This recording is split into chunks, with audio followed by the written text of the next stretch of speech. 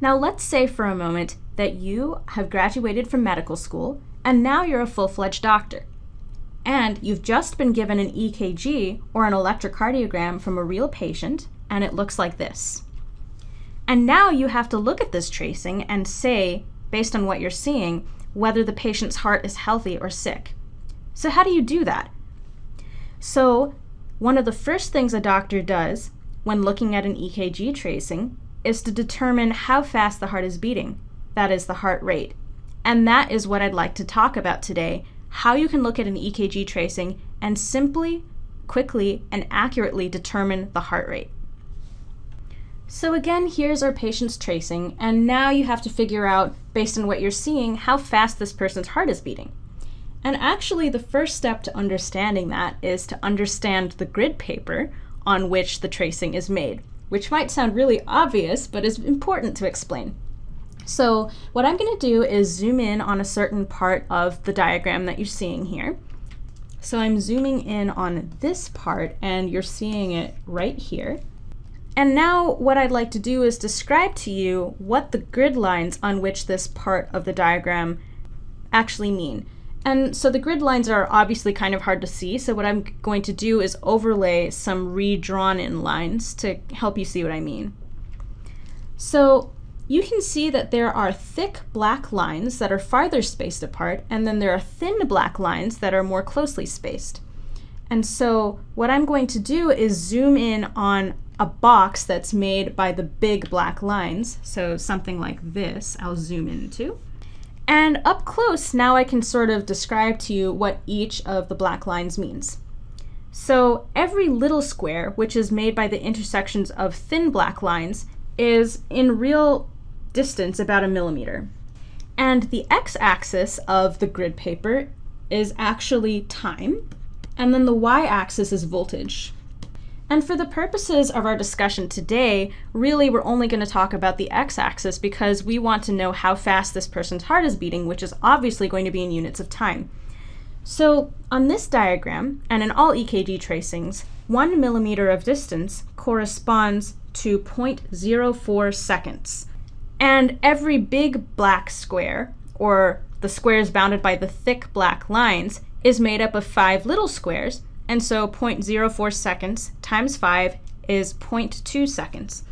So every big black box constitutes 0.2 seconds. So knowing that, now let's use the information that we've just learned to figure out how fast this person's heart is beating. So again, here's the person's EKG tracing, and to make life a little simpler, I'm going to put on some grid lines that make it easier to see. And notice that I've put in only the thick lines, not the thin ones, so that the distance between each of the lines is 0.2 seconds. So now let's get rolling and calculate how fast this person's heart is beating.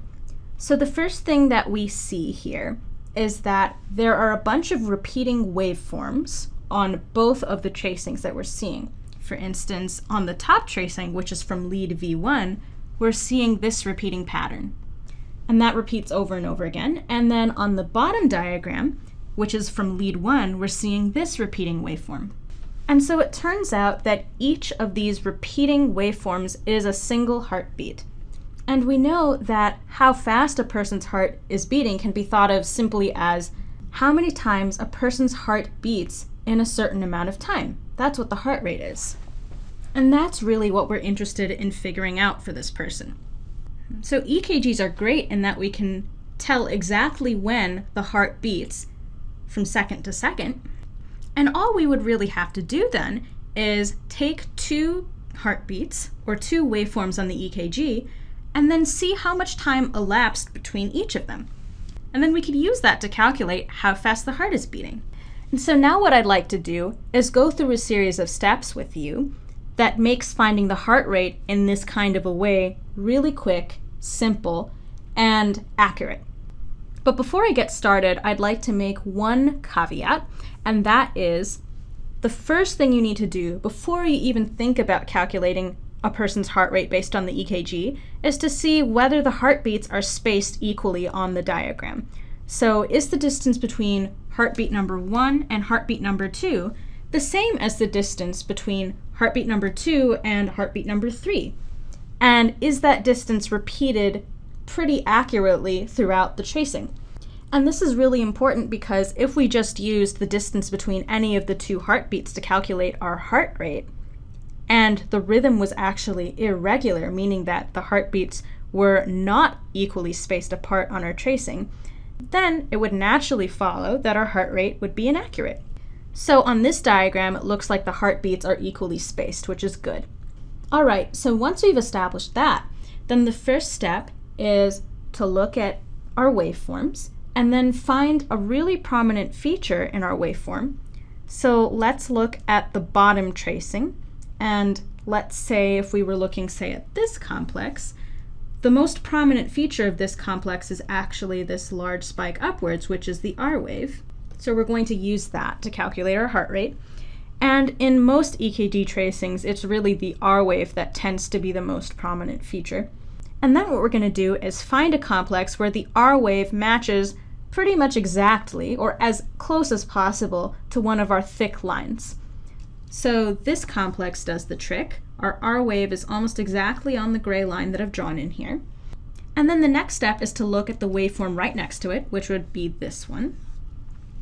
And then what we do is we find the same prominent feature in that wave, which is this R wave, and then we take the distance between this R wave and this R wave. And we use that distance to calculate our heart rate. So this is where the fun part begins, because now you have to convert that distance you just found into an amount of time. And so what you could do is you could count the number of millimeters that is in that distance, and it seems that there are about 23 millimeters on this line. And then you could say, well, there are 23 millimeters, and each millimeter corresponds to 0.04 seconds, and then you could calculate how much time elapsed between the two heartbeats in that manner. But this takes too long, and you could make a mistake if you're stressed out. And think about it. If you have a patient in the ER and you think he's having a heart attack, you don't want to be doing this kind of math when his life is on the line, because time is of the essence in those kinds of situations. And so there's actually a way to get around the math and get his heart rate pretty accurately without having to go through all of this. And so I'm going to show it to you. Let's abandon this diagram for a minute and go to this diagram. Now all I've done is taken the grid paper on an EKG diagram, and I've blown it up so that you can see the thick and thin black lines, so that this is about a millimeter corresponding to 0.04 seconds, and then this is 5 millimeters corresponding to 0.2 seconds. And now what I'm going to do is show you the neat trick. So let's say that your R wave is on this black line, and so we're using that as our start line, and now we're trying to measure the distance between this R wave and another R wave that is somewhere on this strip of paper. It could be here, it could be here, it could be here, it could be anywhere. For right now, let's pretend that the R wave is right here. So actually, it turns out that if the two R waves are separated by only one large box of distance, the heart rate is 300 beats per minute, which is a good number to memorize. Now, if we put our second R wave somewhere out here instead, that would mean that our two R waves are separated by two black boxes, and that would mean that our heart rate is 150 beats per minute. If our complex was out here instead, then the heart rate would be 100 beats per minute. And you can kind of go and count off this way until you have a whole set of numbers. 75, 60, and 50. If you memorize these 6 numbers, then you will never have to do math when you're calculating heart rate from an EKG ever again. All you have to do is figure out how many thick black boxes separates your R wave from the next R wave, and then you can approximately determine what the patient's heart rate is. Now, if you have trouble remembering all of these numbers, then just remember that the first one, which is separation of the R waves by just one box, is 300, And then you can kind of infer what all the other boxes would mean. Basically, this distance corresponds to 300 beats per minute. And if that is 300 beats per minute, then at this line, which is 2 times the distance away, should mean that the heart rate is 2 times as slow, which is 300 divided by 2 equals 150 beats per minute. And then this line, which is 3 times the distance away, should be 3 times as slow. So 300 divided by 3 is 100 beats per minute. If you keep thinking about it this way, then you will not have to memorize that many numbers, and you can just say, oh, the patient's heart is beating at about X beats per minute, some number. So knowing that, let's go back to our patient and what his tracing looked like. And again, we have our 2 complexes right here and here. And now we want to figure out how fast his heart is beating. So if this is our start line, and then our finish line is 1, 2, 3, 4, and about a half thick lines away, we know that the first line is 300, the second line is 150, the third line is 100, the fourth line is 75, and the fifth line is 60. So we know that this patient's heart rate is between 60 and 75 beats per minute. And then you could estimate and say, oh, maybe it is at about, 65. And this is a really rough way of calculating the heart rate, but it gives you sort of a back of the envelope way of thinking about it. And really, you don't need exact numbers when you're trying to tell whether a patient's heart is beating too quickly or too slowly. People's hearts beat at different rates all the time, and there's a wide acceptable range of how fast a person's heart should be beating. Now, when I actually went back and looked at this patient's real heart rate, which was calculated off of a machine, it actually was 64 beats per minute. So that was the official exact number, and I know I might have gotten lucky in my rounding and in guessing at some number between 60 and 75, but the point is, even if you had guessed 70, or 61, or 72, it would have been really close to 64 beats per minute, and you would have been pretty accurate in determining how fast your patient's heart was beating, at least in the ballpark sense. Okay, so to really hammer this concept home, let's go through another example. We'll look at a new EKG tracing and try to calculate the person's heart rate based on what we're seeing.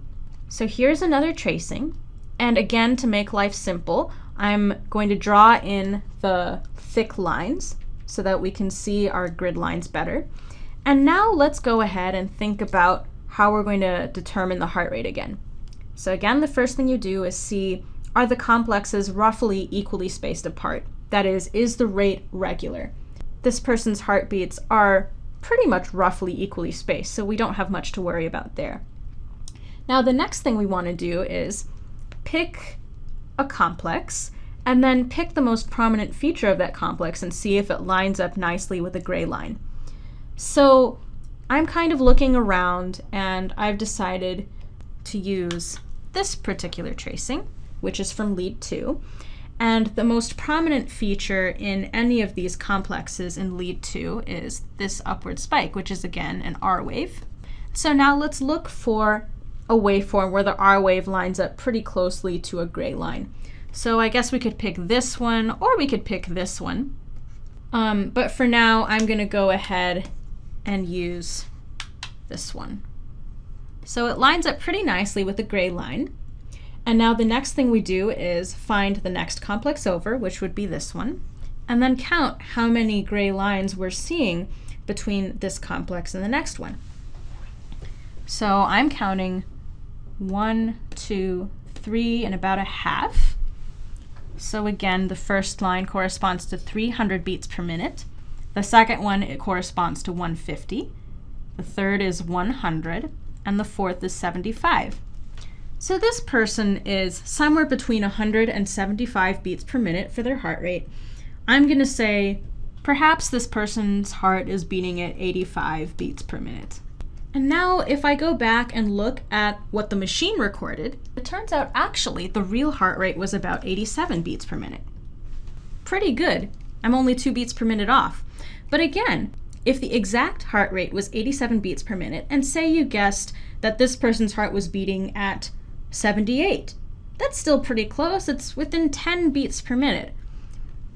Or say you guessed that this person was beating at, 95. Again, that's really close to 87. And the exact number doesn't matter. All that matters is you're in the ballpark and you have a general sense of how well this patient is.